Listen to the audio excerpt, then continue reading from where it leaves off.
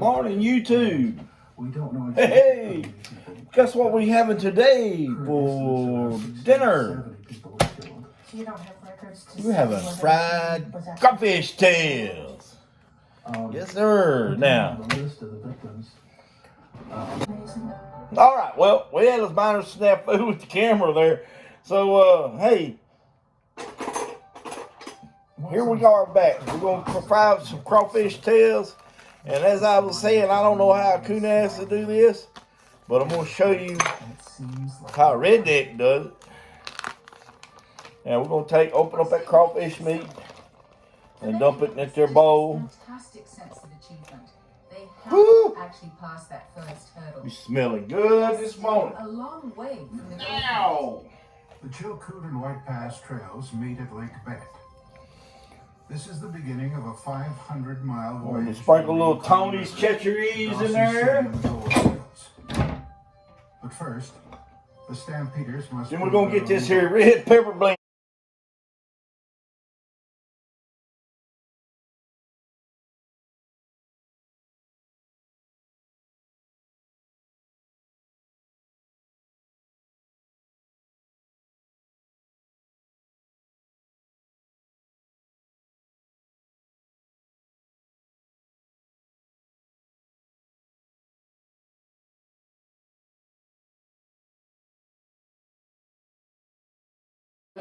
planks to build usually incredibly primitive looking dinghies. I know. But man, this stuff is rough. After the boat is built, the seams are caulked with oakum and pitched. A little bit of garlic powder. The lumber shrinks before it gets into the water, so the boats, as a rule, weep like sieves. What's scary is that they are going down one of the mightiest rivers in North America. Little parsley flake. It was an extraordinary journey. 600 kilometers in these really ticky-tacky boats, usually packed to the gills with all the provisions. Now. Never quite sure what was round the next corner. They didn't have maps. Many of them had no idea. They'd never heard of the White Horse Riders. Numerous boats. We're going to get rid of this here low-fat bullshit. It was an extraordinarily challenging experience for anybody just to come out alive. I was at the grocery store. They had some good old recipe Bulgarian style buttermilk. That's the stuff right there. This stuff right here, this is the cat's meow. All right, we don't want much. Don't want much because we don't want a real thick batter. The men survived. They lost all their provisions. They lost everything they brought up the Chilkoot Pass with them. Couple tablespoons. Then we're going to give this a good mixing.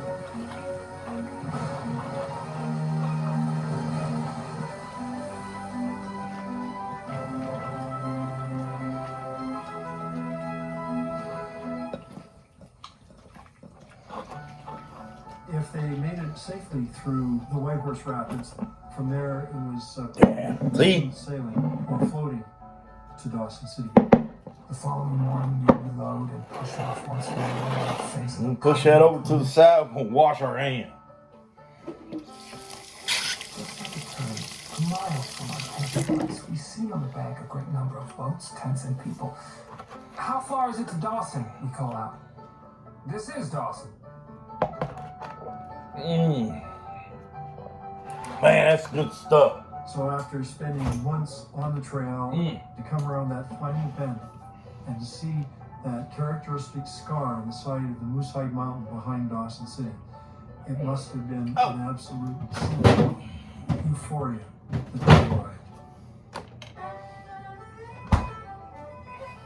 As one walked for the first Then how to stake claims, and they start digging. Fries going. 1 foot at a time, shoveling out these holes. When you look down Bonanza Creek in New you saw these smoking holes. It looked like hell, but it was freezing. It was always sort of a question of which was the worst guy to be. The guy at the top hauling the bucket up in the bleakest of winds and bitterly cold, or the guy at the bottom of the shaft who was sheltered from the wind, but at any moment the shaft might just collapse on him and he'd suffocate. The labor is incredible of moving dirt, gravel, and rock. Hundreds and hundreds and hundreds and hundreds of tons of it out of the ground, all by human power. But you're going to be a gold miner and stick with it. That requires a level of endurance and fortitude that's found in very few other professions. But even people who didn't know what they were doing could get lucky. Prospecting is inherently gambling. Miners are the greatest gamblers the world had ever seen. They lived on luck. They lived on the hope that somehow, with the next can of dirt, with the next shovel, they might hit that pay streak that they were so long looking for. There was a warning that was published in Won't put this in your cold grease. It's kind of a creed of the gold mine. The road is long, supplies are costly, seasons are short, and fortune is fickle. So they all knew that fortune was fickle and that the challenges were there. But if you turn back, you never had a shot.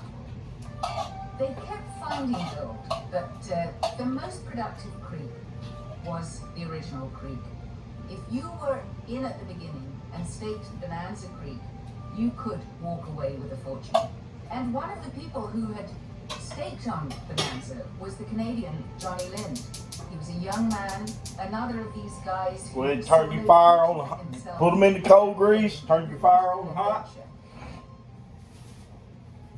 My grandfather believed in Alright. a perfect full blast. He had 2 shifts of 100 men, and he paid me $20 a day.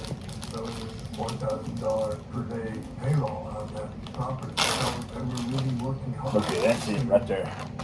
To get gold. Alright. Now your batter is But they thought that this gold 1 to 1. Hitting the town every night. 1 part cornmeal, 1 part. Guys, come into town and lose $50,000. Flour? All-purpose flour? $50,000 in those days. Think $5 million.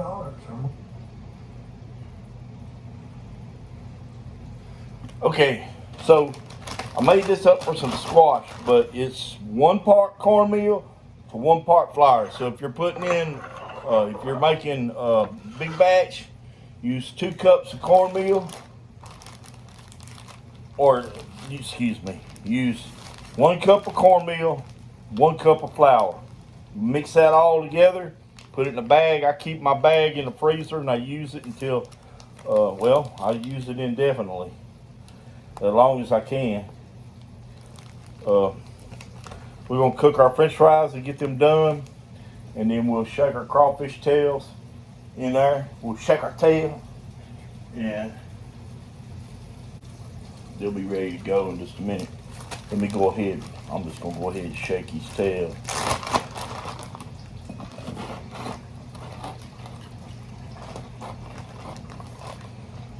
Because we got to run them through the strainer. They all go in the grease about the same time, so.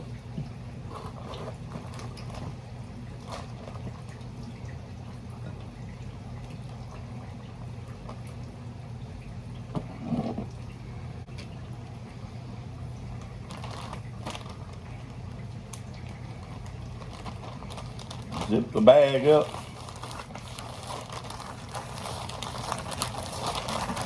Just roll them and shake your tails. Shake, shake, shake. Shake, shake, shake. Shake your crawfish tail.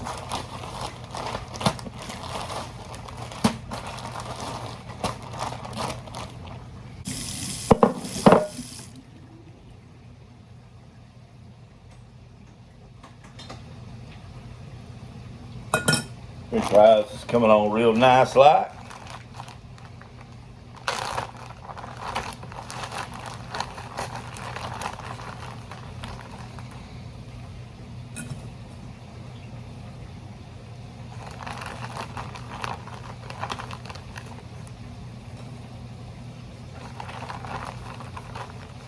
We're just trying to prevent all that excess flour from going into our grease.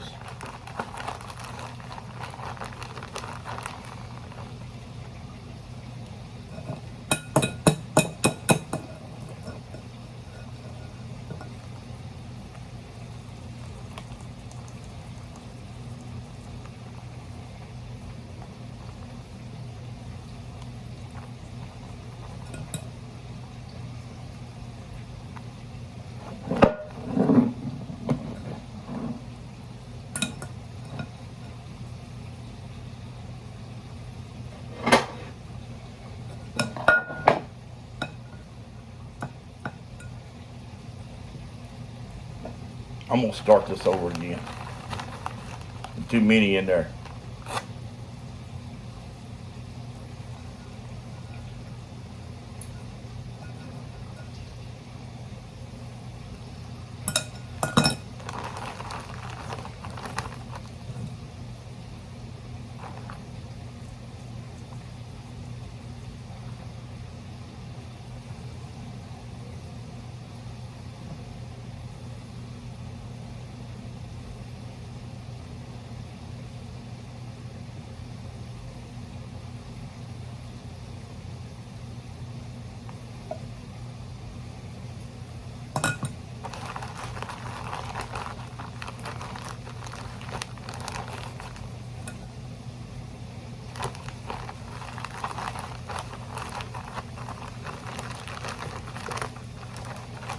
It's gonna take up all my flour.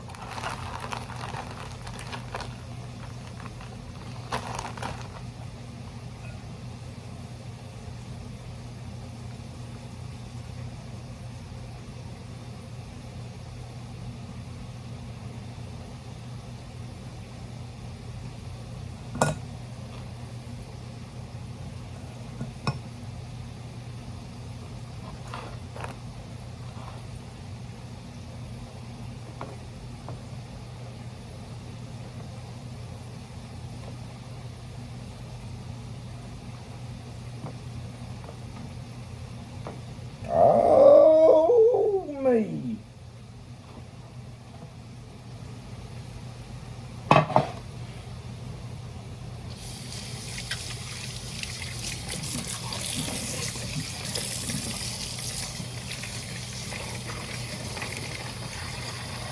It's about ready to get out. They say it's done. They's done. So let's get a pan over here. Things out of the way.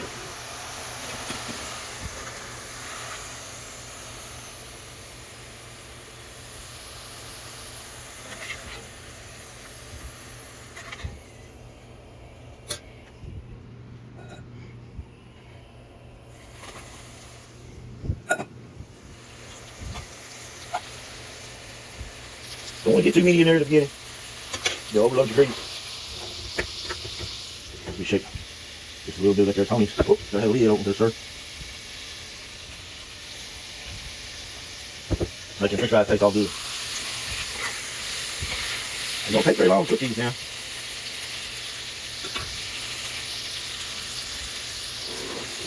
They already cooked.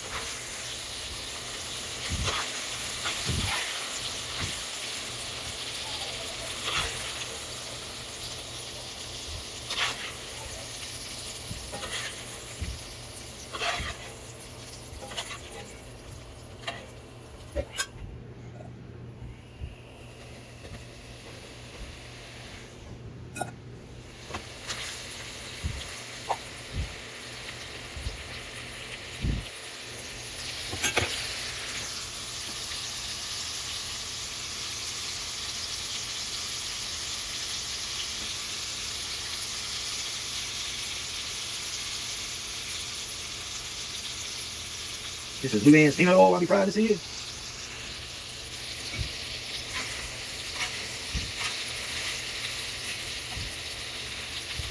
Oh, that taste.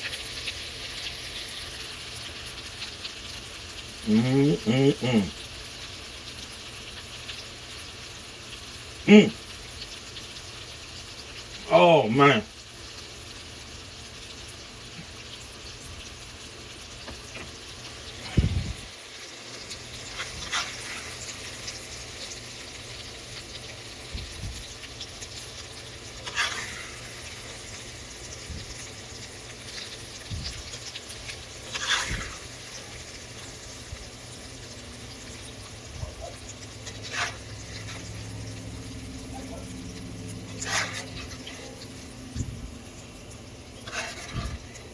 It is a shame I gotta eat all these by myself.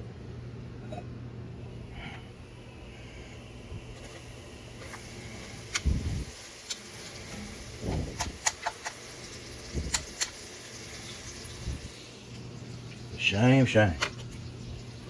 All right, well, let's get this batch here cooked and I'll show you what it looked like when I get done.